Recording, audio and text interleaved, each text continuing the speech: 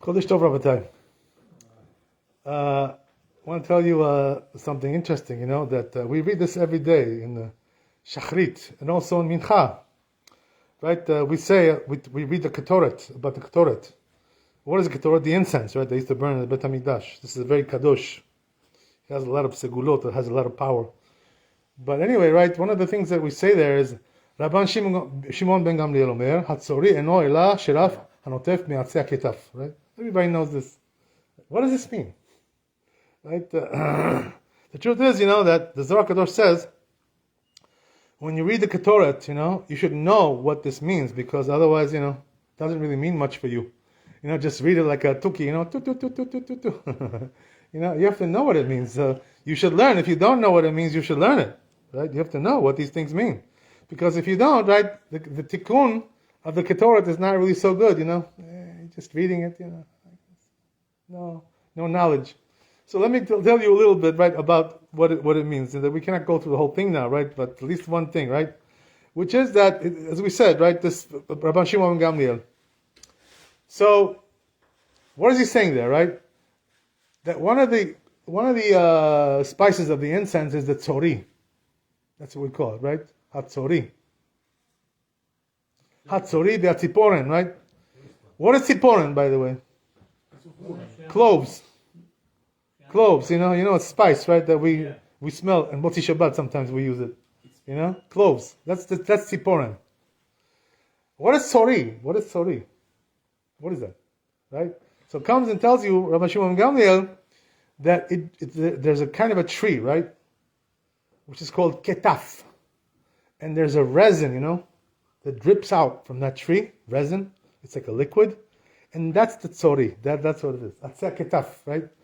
So, what we call this, right? In some languages, we call this mastic. You know what I'm talking about? Mastic. Right. So the thing is, that in the old days, before we had the new modern, chewing gum, that was the gum that they used to use, in the old days, right? That was chewing gum. They take from the tree, right, and put it in their mouth, and it has a nice flavor to it. It has a nice smell. Beautiful, right? This is called mastic, right? And this is what they were using, for the tzori. This was in the incense. What do they call this in English, by the way? That I was trying to figure out all these things. What's going on here? What do they call it in English? They don't call it mastic over here. So what do they call it? Gum. You know what they call it? Balsam. Balsam tree, right? Is mastic. That's what it is, right? So same thing. In Hebrew, they have another name for it. You know what it is called? Afarsemon. This is what it's called, this tree, right? It's afarsemon. So this resin that comes out of that tree is called afarsemon. It's called mastic. Right? It's called tzori. Same thing. It's all the same. It's all one. I'm sorry? I see. That's asking a good question. I also had this question, what you're asking. So you know what it is? That today, they call this afarsemon, this fruit, but this was not the original name of this fruit, right? In English, we call it parsimons. Yeah. Parsimon, right? Like that's what we call it, right? But the truth is, that's one thing. The fruit is also called afarsemon. But here we're talking about the tree, which gives off this resin. That's called also atzei afarsemon. Afarsemon tree. That's what it's called. Same thing. Yeah. So this is the tzori, that we use, right? There's also other spices. I'm not going to get into all of them right now. There are some, by the way, also we don't know exactly what it is. We don't know exactly every one what it is today. We don't have a masoret so much, about this. So there are some that we do know. So what's going to be, right? When the Bet HaMikdash is rebuilt, B'ezrat Hashem, right? Ba'alenu Tovah, there's going to have to come a Navi, and teach us, some Navi, Eliyahu Navi, right? And to teach us, what are all these spices, because we don't know all of them. We know some of them, maybe half, right? The other half we don't know. We don't know what it is exactly. It's not so clear. So I always try, to, if I can, to learn more about this, about the Ketoret. Which spice, this name, what is this name, what is this name, right? All these kinds of things. Okay, very interesting, right? I just wanted to tell you that because I just saw this today. I was looking, So who says, by the way, that the Tzori is balsam? You know who says this? The Ramban. He has a perush on the Torah, right? On the Sefer Shemot over there, he says over there. Perek Lamed, he says that the Tzori is a balsam. Right? The same thing. So that's what we know, right, about this. Okay. I want to tell you another thing, right? Which, unfortunately, somebody last night texted me, it was in the middle of the night. It was like 3 o'clock in the morning, and I woke up. He texted me, I saw his text. So he was talking about, that some people are speaking, Lashon Hara, about, some chachamim, some rabbis, I don't know. It's a whole thing, I don't want to get into it. I don't want to mention any names. Anyway, when I heard this, I said to myself, this is terrible, to say such things like this about Talmidei Chachamim, to speak like these kinds of things. And the truth is, they don't even know what they're talking about. They think that what he did was bad. I don't even know if he really did it, but they think that it's bad. But the truth is, according to what he told me, there's nothing wrong with it. I'm not going to get into it now. I'm not going to talk about it. Maybe some other time we'll talk about this. It's a little bit too dangerous to talk about this right now. But anyway, right? It was 3 o'clock in the morning, so I just got up, like after he texted me, I couldn't go back to sleep. I was so shocked, about what he told me. So what did I do, I opened my computer, and started looking, for some sources, about this issue. So I'll tell you some interesting things, you should know, by the way, that always it was, from the history of the Jewish people, that people spoke Lashon Hara about Talmidei Chachamim. They spoke gossip, about Talmidei Chachamim. It was always like this. How do I know? You know what it says in the Midrash? Right? That even about Moshe Rabbeinu, they spoke Lashon Hara. This generation that he was in. His people, his community. You know what they said about him? What did they say? How can it be without his wife? That was Miriam, right? That was Miriam. But I'm talking about the community. They spoke about Lashon Hara about him. So what was Lashon Hara? He got fat. He got fat. Oh, so wow, that's not so bad, No, but that's not what they meant, right? You're right. That was a pashut, but there's also a meaning there. It become like gava. It become like. Okay. So I'll tell you what it is, right? You know what they're saying about him, Moshe Rabbeinu? 2 things they were accusing him of. Can you imagine accusing Moshe Rabbeinu? The rabbi of all the rabbis. But even about him, they spoke Lashon Hara. Motzi Shemra. What were the 2 things that they said? Number 1, when they built the Mishkan, you know how it is, right? When you build a synagogue, right? The rabbi knows, right? You build this synagogue. You know about these things, right? What happens is, that the rabbi, what is he going to do? He's going to ask people for donations, right? Trumot, because he cannot pay everything for himself. What is he going to do? Take everything from his pocket? The people have to help him also. You know what I mean? The community has to help. So you know what it is, right? They built a Mishkan. Moshe. Who was the rabbi there? Moshe Rabbeinu was the rabbi. He was just like we have the rabbi here. So, you know what they said about him when they finished the Mishkan? Just like he said, right? They said, when they finished it, right? When they finished Mishkan, they said, you see, he looks pretty, heavy, he's gaining weight. You know what I mean? So then his friend will tell him, you know why that is? Because he was in charge of all the money, right? All the funds, for the Mishkan. So he probably put something in his pocket also. Oh, he's living a good life, huh? Going to fancy restaurants, eating fancy food. That's what they said about him. Lashon Hara. Can you imagine about Moshe Rabbeinu? Motzi Shemra. This is what happened. Even about Moshe Rabbeinu, they spoke Lashon Hara. I'm not talking about the rabbis today, Same thing. Nothing has changed. So Moshe Rabbeinu heard about this, he heard about it. He said, they're talking about me, huh? Murmuring, right? So you know what he told them when he heard this? He said to them, he says, after I finish, the whole Mishkan, I'm going to give you a cheshbon, everything that I spent, So you should know, right, that no monkey business over here. I didn't take anything in my pocket. I didn't take nothing.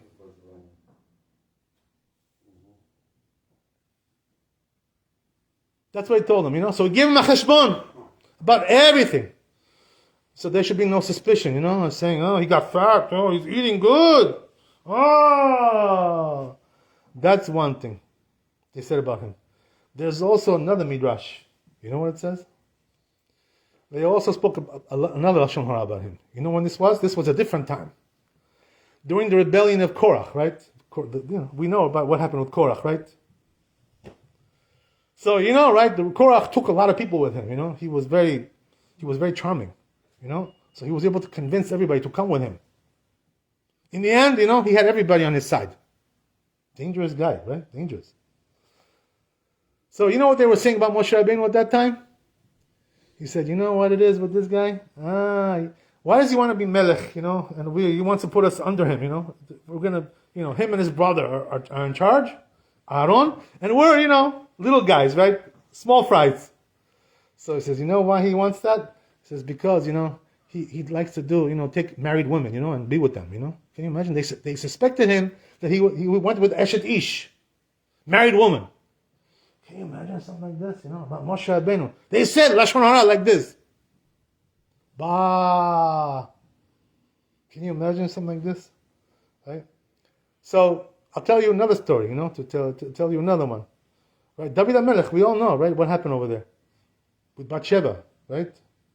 So, everybody found out in the end about Bathsheba, what he did with her. Everybody knew. How did they know? National Enquirer? How did they know about it? You know who spilled the beans? It was Yoav, right? His general. His Ramatkal. He was the one who spilled the beans and told everybody, yeah, he was the one. And that's why, in the end, right, David told Shlomo, before he passed away, he told him, he says, this guy has to die, because what he did to me. He embarrassed me like this, in front of everybody. So the truth is, Gemara says in Masechet Shabbat, right, whoever says David sinned, is mistaken, because he didn't do any sin. Why is that? Because before they went to the war, each man would give a get to his wife, so she was divorced already. You understand? She was divorced. There was no sin there. There was a problem there, morally there was a problem, but no sin. So, you understand what I'm talking about? So he didn't sin, the Gemara says, but there was some litzanim, in his generation, right? They knew, they found out what happened, right? So they would come to him, to mock him, to make fun of him. So what they would tell him? They would ask him like this. They would come to David HaMelech, and they would ask him, David, David, what is the punishment for somebody who commits adultery? They would ask him, to embarrass him like this. What is the punishment for somebody like that? So what did he answer? What did he answer them? You know what the answer was? It says in Gemara, by the way, this. It says he would answer them, oh, somebody who commits adultery, his punishment is, strangulation, right? Chenek. But after they kill him, he has chelik in Olam Haba. He has portion in Olam Haba. But he says, somebody who embarrasses his fellow in public, right? He doesn't have so what was he trying to tell them? They're trying to be wise guys, and make fun of him, right? What's the punishment for somebody who takes a Eshet Ish? So he would answer them. He says, okay, you want to make fun of me? But he says, you are worse than me. Why? Because you have no chelik Olam Haba. You're embarrassing me like this in public. That's what he was telling them. You understand? I have chelik Olam Haba. You don't. What I did, Hashem will forgive me. But for you, there's no forgiveness. So this is what we see, that even these big chachamim like this, they spoke lashon hara, about big chachamim. Can you imagine? Moshe Rabbeinu, David HaMelech, even about them they spoke lashon hara. That's how people are. People are so nasty. They have such a dirty mouth. Dirty. They speak all the lies, all the lashon hara, motzi shemra, everything they can do to slander somebody, they do. This is the nature, of human beings. What can we do, right? We're not better than them, you know what I mean? We're not better than the generation of Moshe Rabbeinu. We're not better than the generation of David HaMelech. We're much lower than they are. So we're much worse. Lo aleinu. So I'll finish over here. I'll tell you one thing about this. It says in the Zohar Kadosh regarding this. A couple of things. Number one, it says there, that a person who speaks Lashon Hara like this, gives people a bad name. Like this. Terrible, it's a very bad, big sin. So you know what happens, right? They say that his tefillah doesn't go up, in Shamayim. Hashem doesn't hear his tefillah. When he speaks Lashon Hara about people, his tefillah is not accepted. So says the Torah Kadosh, what's the way to fix this problem? He has to do teshuvah, about this, So what does that mean? Say bidui, and say chatati, pashati, aviti, right? What does that mean? I won't say Lashon Hara anymore. That's it, about people, It's enough. Dayenu. If he does teshuvah, really, heartfully, right? Then Hashem will hear his tefillah again. If he does teshuvah. But before he does teshuvah, if he spoke Lashon Hara about people, his tefillah is not heard. Hashem doesn't accept his tefillah. That's one thing it says. Another thing it says there is that Hashem forgives every sin. Just like we said, right? That's what David told them. Hashem forgives every sin except what? Except Lashon Hara, except Motzi Shemra. You give a bad name to somebody. Speak bad things about people. Especially about Chachamim. It's even worse. 10 times worse. Hashem doesn't forgive that. This kind of thing. So what does that mean? Even if he does teshuvah, he's going to be punished anyway. He's going to get punished for speaking Lashon Hara. He's not going to get away, clean with this sin. If he doesn't do teshuvah, he doesn't have portion in the world to come. That's what David HaMelech told him. You don't have portion in the world to come because you're slandering me. So you see, right, how powerful it is with the mouth. So says Zohar Kadosh, also another thing. Finish over here. Says that when a person speaks Lashon Hara like this, gives people a bad name, what happens is, that this goes up to Shamayim, and they bring down for him a Ruach Ra, a bad neshama. And they give him this bad neshama, Tuma, Ruach HaTuma, gets on him, so he becomes like totally tameh, this person, because he spoke Lashon Hara. Totally tameh. He's tameh. That's why Hashem doesn't want to hear his prayer, because he sees him, he looks like a demon, a shed. That's what he looks like, when a person speaks like this. Lashon Hara, like this. So, says the Zohar Kadosh, that not only this, right, another thing, which is that when a person speaks Motzi Shemra like this, gives people a bad name, what happens is that this goes up to Shamayim, and the Satan receives it, like a korban to him, So what he does is, he removes the Shekhinah, from Am Yisrael. The Shekhinah is removed, the divine presence, So when a person speaks Lashon Hara, gives people a bad name, especially rabbis, which is even worse, right? He's removing the Shekhinah from Am Yisrael. That's what he's doing, because that's what effectuates. It goes up there. Satan is able to remove the Shekhinah from Am Yisrael. So you see from there, right, how severe Lashon Hara is, So Rabbi, we have to be careful, Think, before you say something about somebody, think 10 times, What am I saying? What is this? Does this make sense what I'm saying? Is it true? Is it not true? It doesn't matter. Even if it's true, it's still not allowed to say. Especially when you speak about a rabbi, Talmid Chacham. Terrible, terrible. Motzi Shemra. That's why it says, bottom line is, if a person does Motzi Shemra, Lashon Hara, en lo chelek olam ba. Until he does teshuvah, he has to do complete teshuvah. Baruch Adonai le'olam, amen ve'amen. Rabbi Chanan, שאומר, רצה הקדוש ברוך הוא לעשות את ישראל, לפיכך כי בא להם תורה מצוות של ממוני חפץ, למען צדקו יגדיל תורה בידי.